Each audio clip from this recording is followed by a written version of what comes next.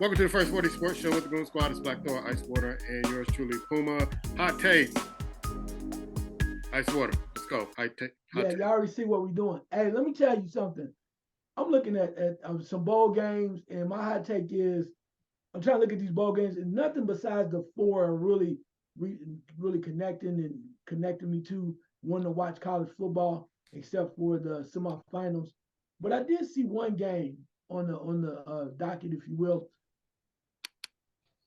December 16th, the Celebration Bowl, Howard versus Florida A&M.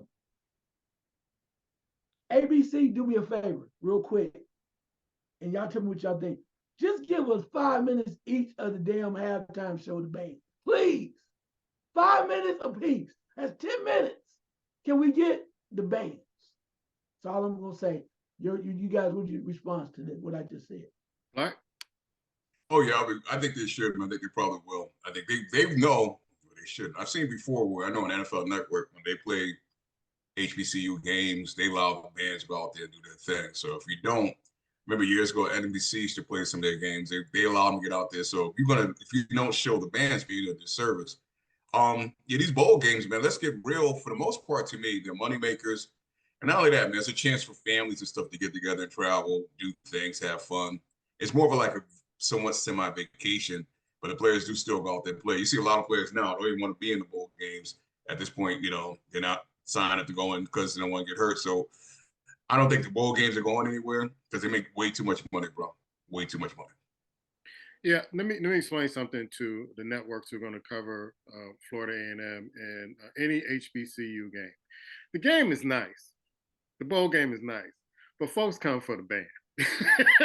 We socialize, we tailgate, we come for the band, we come for the halftime show. Sometimes you don't see people just coming into the stadium until the halftime shows get ready to come on. So the game is nice. The game is kind of a backdrop to the festivities happening in the tailgate and on halftime.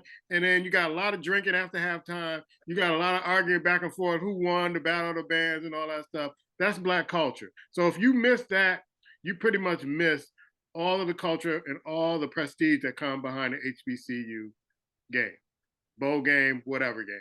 Ice?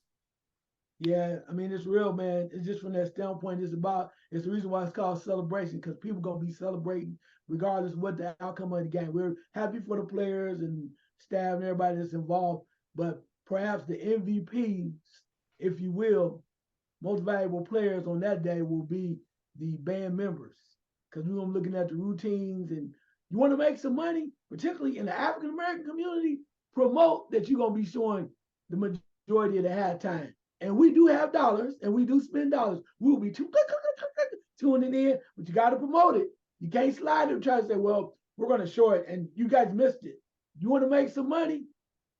Hey, people will watch, and they will tune in, and you might see an uptick in that game and dollars that you may not have ever seen on that day. And one more thing, cameraman. Make sure you get shots of the dancing girls. Black. I saw a couple of places, man, where the fans, for the first time in Pittsburgh, is calling for Mike Tomlin to step down. I saw that. Yeah, they're strong. Now, we know Steeler fans aren't your average fans, boss. These folks spend cash, they travel hard, they travel deep. So with that being said, I'm not saying ownership, should respond, but could this be the door opening where at some point the Pittsburgh Steelers are going to remove Sir Tomlin? Ice? My answer first would be yes. But the one thing that we know history has shown us about the Pittsburgh Steelers franchise is they're very meticulous in how they go about their business in selecting coaches. That's why they have not had a bunch of coaches take over that reign. They take their time, they study. When they make a choice or a hire, like, a lot of people were shocked that Mike Tomlin got the job, but they were doing their due diligence because they knew what type of guy they were looking for and whether or not they thought he could actually win and take them somewhere. He's done that, and maybe there is time for a move. I mean, he's been there for a while. So, yeah, I'm not surprised by it because it's frustrating. But you got to sometimes, I think the Pittsburgh Steelers got to get it their own way. And by that, I mean, they're not sexy far as the offensive scoring points. No longer is this 71-72. This is the immaculate reception from Franco Harris. They could at least score some points. This team can't get out of its own way. And now you got your quarterback's hurt, and you got the great Mitchell Trubisky taking over. It's going to be, hell, J.J. Watt probably scored more points than Trubisky throws touchdowns in the last couple weeks. So we know how that is. But yeah, I think it might be time, but got to be very careful because they just don't let anybody coach that franchise. We've seen that over the years. Yeah, I was listening to Chicago sports radio, and they were talking to a Pittsburgh Steeler fan, and the Bears have their own kind of culture here on what they expect their team to do, and it's to get to the playoffs. The Steeler fans, their standard is no playoffs and winning records. That's fine, but we want championships. We're used to championships. That's our culture. So when you have a coach that's not winning championships, because he can be 500 all day long every season, that's not what Steelers are looking for. You can get to the playoffs, maybe win a couple of games in the playoffs. That's not what Steeler fans are looking for. Steeler fans are looking for championships and Lombardi trophies. And if you're not doing that, you're going to have a hard time keeping Steeler fans, tight-lipped and content in football. So Mike Tomlin has not brought the Lombardi trophy back to Pittsburgh in a long time. And I'm not surprised that the Pittsburgh faithful are saying, you know what, maybe it's time. Black? Yeah, I kind of side with the fans on this one. I'm kind of always like 50-50 with Mike anyway, but I think he's done a hell of a job being there. And I think sometimes too, when you ride a quarterback, with a quarterback for a period of time, you're the head coach. When that quarterback leaves, it's time for you to go as well. I'll throw a couple of cases out. Of course, the obvious is Belichick, Brady. I look at Eli Manning and Coughlin. When Coughlin decided to go, Giants should let Manning just go. And it was hard to think about that. But it's hard for another coach to kind of, when another quarterback comes in, you got to build that chemistry. And I think Pittsburgh, over the years, I thought they should draft very well. Look at their draft the last 5 years, they haven't done a good job, bro. They have not done a good job. I don't know what the general manager, I don't think it's the same general manager. I don't know what they're doing, but they're not drafting well. And Mike is just like, they're winning games by default sometimes, bro. And as you said, that's not the Steeler fan faithful, bro. That's not them. Like I said, they travel. A lot of times they show up there away games. They're more than the team home fans are there. So if you want to keep that going and keep that robust, you got to give them something to be happy about. And if they start to yell and scream about Mike, the main thing that they said I thought was interesting, that the team wasn't prepared. Whew. It's not that they lost. They said the team was not prepared. When you start speaking that falls right into the coach's lap. It just does, man. So maybe he's resting on his laurels. He had a good run, but I'm not going to be sad to see him go. I wish him the best if it happens. Yeah, he can get on television. I mean, he's been doing guest spots on different shows, podcasts, stuff like that. I'm pretty sure somebody's scoop him up and his football knowledge and everything. But maybe the players aren't listening to him anymore. It's a new generation of players, and they're not, with what some of the players or what some of the coaches are saying at this particular time. But I agree, it's time, and it's not just to slam them or bash them. It's just sometimes it's just time.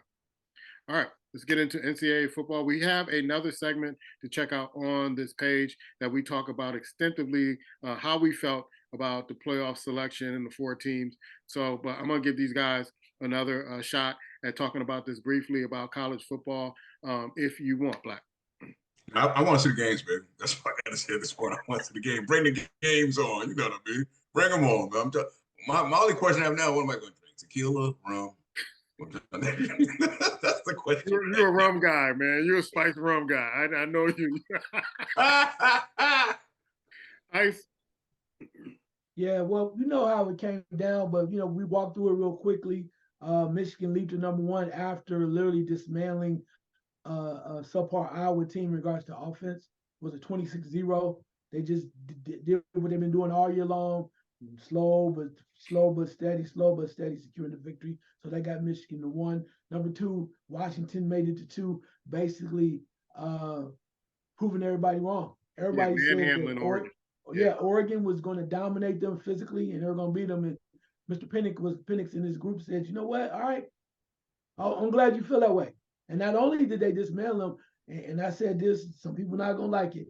I said it to people before. I told my brother, I said, we're gonna find out who Bo Nix is. We're gonna find out. It looked like the Bo Nix from Auburn to me. I'm just saying. He was over there, and it's like, when you gonna do something? When you gonna rally the troops and be more physical? Washington was like, nah, not today. And that's what they did. So they moved forward. Texas over Oklahoma State. Hey, they did what they had to do. In fact, I thought they was gonna try to score 70. They wanted to prove a point with that game there. And then you look at Florida State over Louisville, right? You know, kudos to Florida State, because I promise you, I thought Louisville was going to win that game. Florida State did what they had to do. Defense rose up. They look like the champions that they are, 13-0 from that standpoint. And last but not least, Alabama over Georgia. The big thing there was Georgia's been number one all pretty much besides Ohio State for a little bit. And it looked like they were the most dominant team, or people thought they were, right? And Alabama got a shot. That's the one thing about it. You know, we always see a wild card, some team one time. Alabama had a shot. And not only did they take that shot, they ran up in it. Because that shot, I really believe them winning that game just blew people away, even the committee, and made them do what they do. Last thing on this, and let you guys have it, the factor that if Alabama had won the game, I think the committee would have felt compelled to do the right thing, because now we got Alabama, we got Washington, we already Alabama, Washington, and Michigan already there. So since we don't have any more wild cards, the right thing to do is put another 13-0 team in there as well. Whatever you will, all undefeated teams, and let it roll that way with Florida State. So if Georgia would have won. Alabama, huh? So if Georgia would have won, you saying? No, I'm sorry, Georgia. I'm sorry, Georgia. Yes, thank you. Georgia had won. I think they would have done the right thing, because it only made sense. We've already set the table. When that wild card came in there, a la Alabama, it just threw all kind of wrenches in there. So yeah. So if I'm Florida State, I'm trying to keep it above board and not be too funny. But hell, y'all should be blaming Georgia, bro, because Georgia cost you your spot, man. Georgia would have won. You would have been in the playoffs. So now, and I know I twisted in the other segments you guys are going to watch. That's even more reason why I'm going with Georgia, because they cost you your spot. I'm just saying. The committee cost them the spot. And so Florida State got hosed. Go watch the other segment on our page and what I think Florida State should do now. So go watch it on our page. I'm not going to give it to you here. So go watch it. I'm forcing you to watch another show of ours. Hey, you in charge. You in charge. All right. Let's move on. Let's go to the NBA eye test. And Black, is anybody even watching the in-season tournament? I said this tournament was too long. I forgot it was going on. Then they said they got the Final Four. And I'm like, who cares who win? You know, you got Phoenix, who got hosed on a timeout called by LeBron.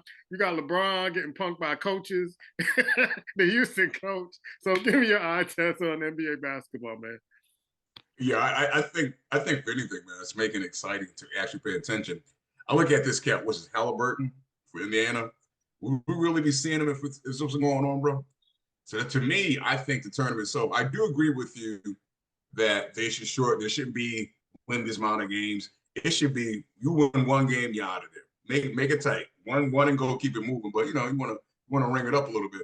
But I like the fact that I'm getting a chance to get exposed to some other teams and players that I probably would not ordinarily see if it was not happening, if the tournament wasn't there. To me, I think in that case, I give it a win, man. I definitely give it a win. I think at this point, I think most of the teams aren't, that excited. If I'm not mistaken, I said Greek Freak didn't realize they get paid extra for it. He said we get paid extra for it. He didn't realize. So I was like, maybe they got to up the ante, for these players, not money. Give them something else that they want to make them more interested in it. But right now, I'm liking it, man. I think they make a little couple of tweets, maybe in the offseason to be getting better. I think this should happen at the beginning of the season. They go off into a location, a sexy location. I've never been to Las Vegas, but I hear that's a sexy location. Have them with all the teams have, this one game elimination, go somewhere, Hawaii, wherever, some exotic place where it brings fanfare, extra eyes on it. But to me, this was too long. I got disinterested. I started watching college basketball, and I'm like, okay, it's still going on. I thought this was finished already. Your thoughts? Yeah, I agree with you 100%. If you take it longer than one game, right? A single elimination is always great because it's like a real tournament.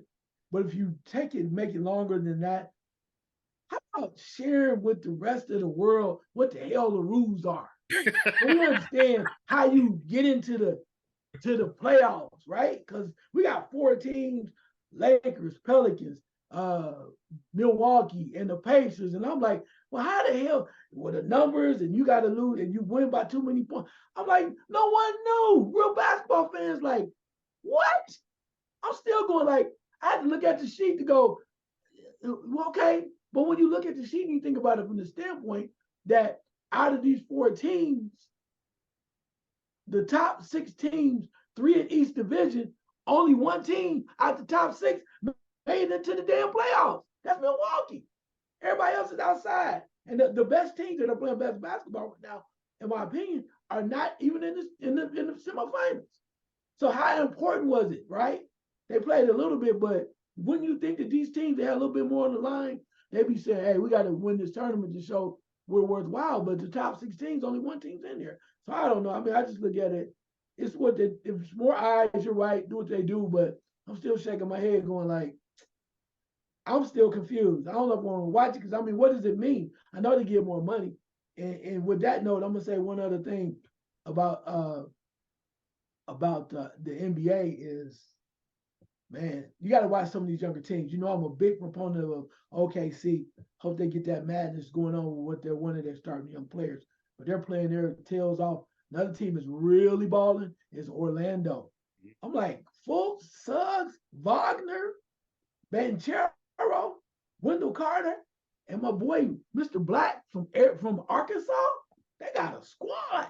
I'm like, oh, I need to watch more of this because I like those young teams. I like the way that they're playing. I need to see more of that. I'm tired of hearing about LeBron. As a homeboy, you know I got love for you, but damn, man, show me some of these young cats because they playing some ball. All right, what a difference a week makes in NCAA basketball. You know, Black liked Purdue a lot last week. They got knocked out the number 1 spot. They're number 4 right now. UConn has 1 loss. Marquette lost. Uh, Arizona is at the number 1 spot. A lot of teams got upset last week. I don't know what was happening last week. You had in college football, Alabama, Georgia. You had a lot of upsets, but in college basketball, it just seems like, oh boy, here we go again with these teams that are it's parity going on in NCAA basketball. And I got to watch UConn and North Carolina last night. North Carolina just not ready for UConn. I'm surprised they didn't press them more in the game. But anywho, let's go back to ice on your eye test on NCAA basketball. I thought last week was a prelude. I'm glad you got your pencil. Write this down. Got him. You need to write this down. I'm glad that you are able, that you've really finally been honest with yourself and the rest of the world. So I appreciate that. So I'm going to tell you the truth then. So I'm going to give it to you real. I'm glad you're doing that because that says a lot out of respect. You know, even though I'm going to win this year, I'm glad you're really taking notes. So with that being said, this was a prelude, I think, to the tournament. And what I mean by that is the fact that there was so much going on, and some of the teams that we've been looking at early in the year, and we think they were going to make a run and be up there for the longest time in the top 10, they took L's, man. You think about that. Purdue lost to Northwestern. The excitement and the crowd went nuts at Northwestern because of the fact that we were taking down Purdue. You move forward, you watch Wisconsin. Nobody's ever been talking about Wisconsin. Wisconsin beats Marquette, right? You saw Duke lose again. Duke lost. I mean, there's so many other teams that are moving forward. You saw teams like Houston doing what they do, but there's some other teams that were rising up and taking down these big names. And to me, that's going to be very exciting because now you're saying, oh, I don't want to play this team. You don't want to play Northwestern. I mean, I know that might sound, well, Northwestern, the basketball power. I didn't say that. If they get in the tournament, it's going to be a problem. You don't want to play teams like the Davis Flyers. There's going to be a problem. There are so many really good teams that are playing good defense and playing hard because they want to be there. And you look at, I watched Xavier versus Houston. Xavier out of Ohio with Sean Miller, one of the Miller fellas over there. They gave Houston all they wanted. So what to me it was a prelude of getting ready for March Madness. I think it's going to be wide open. So it's telling you, even with Purdue losing, if you don't come to play, you will lose, and you can lose. So that's a prelude to everyone. Let everybody know what's going on. Black Thor is taking his notes. Don't get too comfortable with one team because they don't bring their shots on that night. Loser. Yeah, Wisconsin beat Michigan State, which they've been taking some losses. Black, what's your eye test on college basketball? All I said is when you speak to me about college basketball, just put respect in my name, man. Champion for the past 2 years. That's all I ask for, bro. That's it. When you come here, throw some respect up, please, man. Champion for the past 2 years. Y'all talk like it didn't happen for the past year. Like it's a mystery. Like somebody came down from Mars and won for the past 2 years. With that being said, man, you're right. It was a lot of upsets. But I like that because to me right now, you're going to find out how these teams, how resilient are some of these teams. How resilient is Purdue? I'm a little surprised with some of the players that UConn lost, man, where they're battling. They got one loss, where they're battling, kind of hanging in there. But I like it. I like seeing some of these teams, Kansas, get kicked around. Basically Michigan State, they do this in come time of March Madness. They find a way to kind of pull themselves together. So to me, yeah, I think it's great for college basketball. You kind of balance things a little bit. But at the end of the day, when the win and everything kind of settles down, we'll see who'll be standing. And again, if you're going to come this way, 10 or not, two-time champion, boss. Two-time champion. Back to back. All right. So I'm going to give you guys a choice of 3 stories that are out there. Von Miller, his girlfriend, changes the story with the alleged felony assault in Dallas. He's going to be playing this week with Buffalo.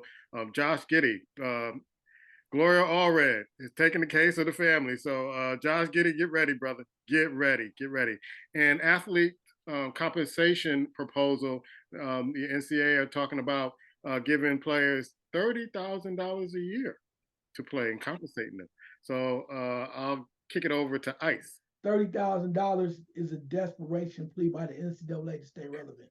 They know the schools are making moves. The conferences are making moves. They don't need you anymore. You have no ties to the bowl games. You don't. Used to be NCAA, even to the point where the whole situation in Michigan, you didn't put anything down. The conference did that. You're trying to stay relevant. We know that with that $30,000 offer. You're trying to just hang on. Because the players like, shit, y'all didn't remember that time y'all won't give us that money? We don't need y'all. We do our own thing. Mr. Josh down there, OKC, man, bro, you need prayer, bro. Prayer or you need a settlement. One of the two. Be a smart man. Do what you got to do.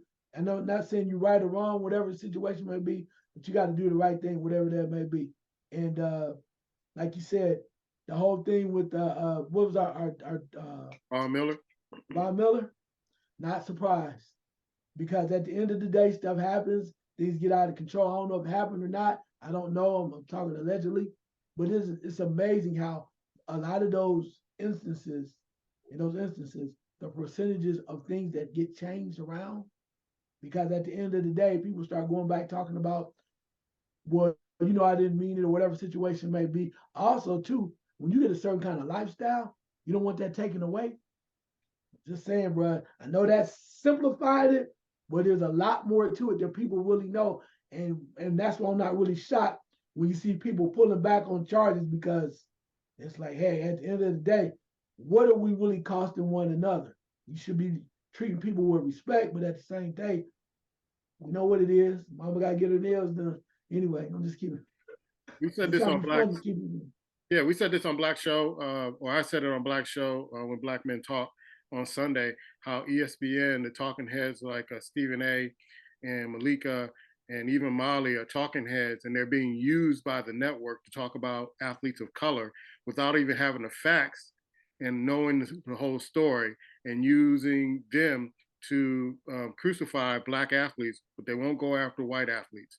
And they slipped up and did it again with Von Miller. Black? Yeah, I'm going to say that. I'm going to hit all three real quick. The first one, Von Miller, kind of fits in with Black Mentor, bro. And I said this to Poon before we got started, man. The sad thing about this, man, you know, how it's going to shake itself out. She's pregnant. She's going to have a child, man. So whatever drama's going on there, it's just getting started, bro. That's the sad thing about it. So we got to choose wisely. We decided to be with these women. Stop looking at the body, look at their character, what's going on. Because if she has something about her, she would not try to take you down with false accusations in the first place. She just slammed the door. The cat, from OKC, it's about to get real, bro. Because Lloyd Orich has a big mouth. When I say big mouth, she has a big mouth. So it's about to get real. I think it might be too late now for them to come with some hush money, because once she gets involved, she's ruthless. And it's amazing how she just shows up. So that's going to kind of pan itself out real quickly. The last one about the $30,000. Only thing I like about that, I don't like that, you know, they're throwing it out, like I said, trying to hang on. But I like that in the sense for players that can't get NIL deals. I think should be a little higher. But players that can't get NIL deals, I think, you know, for them, I think it's cool. I'm going to throw this in real quick, but the young lady that plays for LSU, they got, you know, benched for a few days. Think about this, man. She won the championship last year. She basically made over $1 million, close to $1 million NIL deals already, boss. So it's real. It's real. But the only thing about that, everybody can't be like her. So to me, I'm glad it's him trying to make a step, but 30,000 is just not enough, bro. It's not enough. All right, last second shots, Ice. Yeah, I'm gonna go right back where I started. Ladies and gentlemen of the committee of the Celebration Bowl, I, along with one other gentleman, are proud alumnus of WHBCU school, Wilberforce University. We would love to come down with our show and cover your event next year. I'm asking for a plea. I'm asking for a request of credentials next year. There will be no one else that will cover it the way that we do. We will talk about it before, during, and after. You might want to, I'm just telling this, check this show out. We're going to send it to you. We will be requesting credentials for next year. We'd love to come down to Atlanta or where you may have it so we can be part of the festivities. Thank you. Black? Yeah, I'm going to go right back to what I was saying basically about Von Miller. Gentlemen, we just got to do better choosing our partners, man. We really do, because they're supposed to elevate us, support us, and help us. And that's how much she's doing that. So if they can't do those three, we got to realize why we're hanging out with them. And definitely realize why we're getting them pregnant. Straight talk. Black folks, here's what the NFL thinks about you. Last week, and I think the week before, they encouraged folks to take a knee for the so-called war that's happening in Israel. Didn't they blackball a player for trying to do that, for speaking out against police brutality? But they're encouraging folks to do it. This is what they think about you. This is what they think about you. And nobody's really talking about it. Nobody's really kind of on the air saying, hey, this is a good thing, all that stuff. They're kind of sneaking it right by you. So enjoy your wings, enjoy your beer, enjoy the good times, wearing your jersey, buying all the merch. But this is what they really think about you. That's our show. Catch you next time.